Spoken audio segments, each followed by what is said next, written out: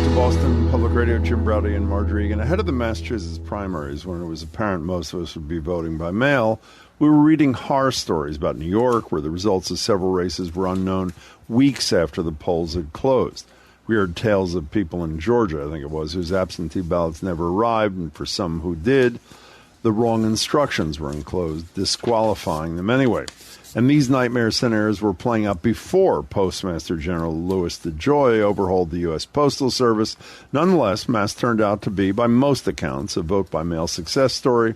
We also turned out to be an outlier for having a smooth election. So, for all the challenges we face when it comes to voting, when we're not in the middle of a pandemic anyway, is voting in the time of COVID presenting an opportunity to seriously consider, are you ready?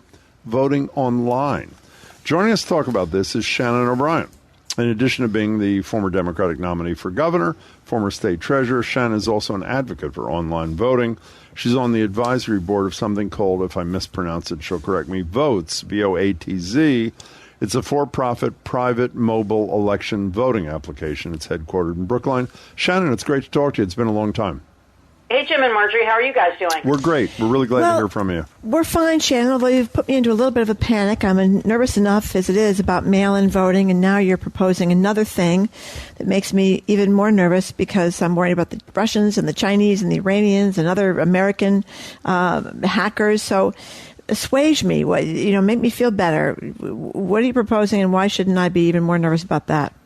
Well, can I tell you, I'm not going to appease you because those are all threats, but they're all threats to our current system of how we, express ourselves and use our right to vote. We've seen some weaknesses in terms of mail-in ballots. Something like 1% of all mail-in ballots are disqualified or lost or never get counted. And so I think that the way to think about it is there is no perfect voting system right now. But what we need to do is to find additional tools and to spend additional research and energy finding ways to make it better. And that's really why, I was excited. I joined Voatz as an advisor about 5 years ago. I'm not a technology wizard by any stretch of the imagination, although I've been primarily focused on working with early and growth stage technology companies. And I've worked a lot at the intersection of technology and how technology can help government work more efficiently. But over the past 2 years, I've become perhaps even more passionate about this issue because we've seen so many different ways that our right to vote can be assaulted, whether it's purging voter lists in Georgia or moving voting locations out of minority communities to make it even more difficult for minorities to vote. So that's why I think it's important that we're never going to find a perfect system, Margery, but we have to find a better system because all of those outside operators that you're worried about are already looking to assault our system right now. And I was speaking to a gentleman today, a guy named Larry Moore, who works with a voter accessibility group called the National Coalition for Accessible Voting. And he says that what we need right now is a Manhattan Project, that we have to pay attention to this on all different levels to make sure that we're protecting our right to vote. So, Shannon O'Brien, in a minute, you're going to tell us something I didn't know until I was preparing for you coming on today, that some states have already experimented with online voting in elections for disabled people, people in the military overseas. But can we discuss the pros? Well, I'll list what I think are the pros and then the cons, and you can address the cons if you would. Obviously, if the technology is good, it's easy. 2, it's obviously faster because if you can pull up something on your phone, etc., that's great. And you could eliminate the Postal Service, which at least under Mr. DeJoy is making us all nervous. But the 2 issues, and I'm sure there are more that are of concern to me, Margery mentioned 1, security, what's going on that front, and 2, access. I mean, we're spending a lot of time now talking about, online remote learning, and we're learning that, 15% of the kids in this country don't live in households that have decent or any internet access, don't have decent hardware, a Chromebook or anything like that. So could you address those 2 issues, security and access? Yeah, I mean, certainly, not every kid has access to a Chromebook. That's true. But, a significant proportion of people, generally between, 80 and 90% of the public, depending on their age, obviously it's a little bit skewed younger, do have a phone to vote. And the problems that you raise, the inefficiency of the potential inefficiency of mailing it in, or people just giving up when they have to wait in line for 4 hours, so they just walk away and they don't even exercise that right to vote. And so, and again, this is not a be-all, end-all. Honestly, I will tell you, I still, and I'm worried with COVID, I like going in to vote in person. That's what I choose to do. But there are many people for whom that is not a solution right now, whether it's someone with a visual disability, someone who's serving overseas in the military. And the methods that they use right now are neither fully secure nor fully accessible. But, one of the things that Voatz brings to the table, and there are other companies in addition to Voatz that are looking at this issue. But one of the things that it allows you to print out a receipt so you can see how you voted. It does allow for a paper ballot to be printed at the polling place so that there can be a paper record of that vote being counted just along everyone else's paper ballot there. Well, wait, stay there. So online voting. I was going to ask you about a paper trail, which, I mean, one of the reasons we're lucky in the state is we have paper ballots, so we're not at risk like some of the other states. But if you can have your ballot printed out at a location after you've voted on your phone or your iPad or whatever it is, so it's the actual act of your selection is online, but you still have to deliver your phone or your whatever your device is to some location. So there's a paper trail. There can be. If that again, this is an app. It's still it's in the field. It's been used in Utah, Oregon, West Virginia. It's actually been used in the Massachusetts Democratic Convention. It just a couple of weeks ago was used at the Michigan Democratic Convention, the Utah Democrat and Republican conventions.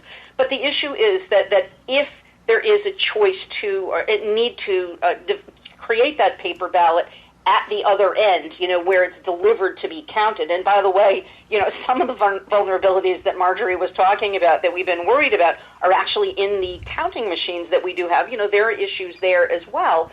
And again, this is not to make you more nervous. It's to hopefully get you on board to understand where I'm coming from, that we have to look at vulnerabilities at all different points of the voting process, whether it be done by mobile app, whether it is transmission via the internet and email, which is allowed currently for overseas voters, or whether it's within the counting machines, or whether it's within those 1% of paper mail ballots that are rejected because the signature isn't right, or maybe it came in too late.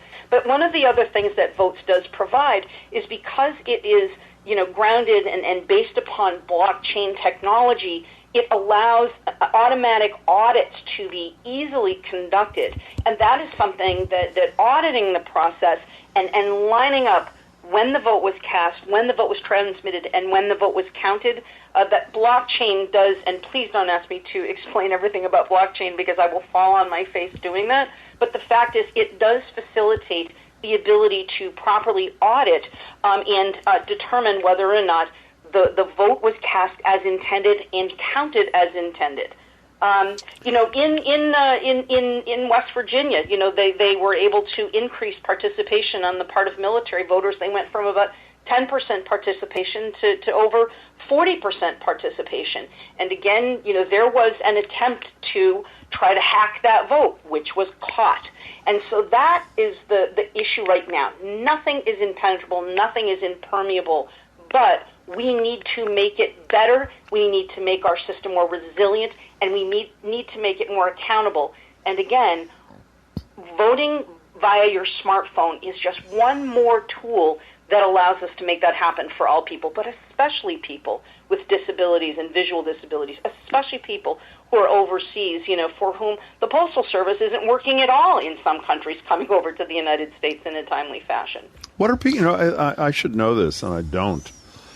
For the states, unlike places like, again, this is all news to me, last night, Delaware, West Virginia, a few others you mentioned, that have been doing this online voting for people in the military and people with disabilities. What does a disabled person, a visually disabled person, do now in terms of voting? So one of the people that I had the pleasure of getting to know and speak to him recently was former Congressman Tony Coelho. You may remember the name. Sure.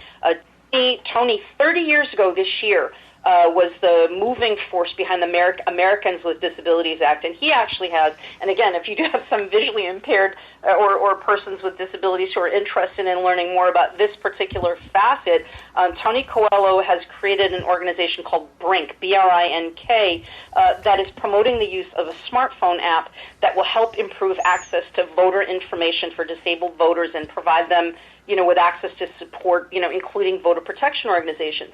But the ADA guarantees the right to vote independently and privately. So, we are not supposed to be taking some person with, a visual disability and marking the ballot for them, because that does happen. Or making, they should be able to go and vote. And so what happens now is that most states have assisted technology, electronic voting machines. So when you go and vote in person, someone with visual disabilities can independently and privately use that voting machine in person and use the assistive technology, audio, they can plug in and hear what the choices are and make that vote, register that vote, immediately. But COVID has made that very difficult for people. You don't want to go in person. And so this is why votes can be a boon, or this type of a technology, voting via your smartphone can be a boon, because you don't have to go in person to utilize that kind of assistive technology. It's already built into your smartphone. And one of the greatest quotes that I heard after one of the Utah ballots that Voatz facilitated was a gentleman who said he was so excited to have been able to use his smartphone to vote and to be able to do it, independently. He said, it was the first time I didn't have to ask my wife to take time off from work to drive me into the polls. I could do it easily, I could do it securely, I could do it independently. So that's what happens now, and that's why you've seen about, I think, over a dozen states, Maine, New York, North Carolina, these disability groups have been suing states because they are not creating enough assistive technology for people to be able to safely vote during COVID. And so that's, again, why, I bring it back. There's no perfect system, but there have to be better ways, especially to help people who have special challenges, like persons with disabilities, like persons who are overseas and can't easily vote, either in person or via the mail or electronically. Shannon O'Brien, we're really short on time. Two very quick questions. What's the website if people want to get more information? Sure. About Voatz itself, it's just voatz.com, and you can look, and it answers a lot of questions, and there's a lot of information. But also those two other organizations, the National Coalition for Accessible Voting and BRINK, those are two other places, especially if you or someone that you love has a disability and wants to learn more. And also the Secretary of State's office in Massachusetts. If you're thinking about voting, there is information about how you can use the request and mark your ballots and do that electronically, although it's not a fully mobile way that you can vote. It's better than it was before. So if you go to the Secretary of State's website, they're doing some good work to try to make voting more. And it's VOATZ, by the way, very, very quickly. I'm assuming that technology includes something that allows there to be 100%, or as close as one can, identification of the person, so that remote voting does not allow Margery to vote for me. Right. So it utilizes the same sort of, biotechnology, whether it's your face recognition, or it can be your fingerprint or something like that. That's already built into your smartphone. We're already, using that right now. And, what it does require is, just as when you go to register to vote, you have to give an ID. When you initially sign up to use Voatz, you need to use a government-issued ID, or there can be some ways that states could figure out a way for persons without a license to be able to register but there is a merging of your legal identity and your biometrics inside the phone when you download the app, and then that information is deleted once it becomes part of your smartphone technology. Shannon, it's great to talk to you. Thank Thanks. you. Thank you, guys. I miss you. I've got your picture up on my computer, so I can feel like I'm right there with you. Jim, Well, we hope we see you sort of Thanks. soon. Thanks, Shannon. Shannon is O'Brien. on the advisory board for Voatz. That is, Jim said, VOATZ, a mobile election voting application. You also know, of course, he's a BPR contributor, Democratic nominee for governor, as the former state treasurer.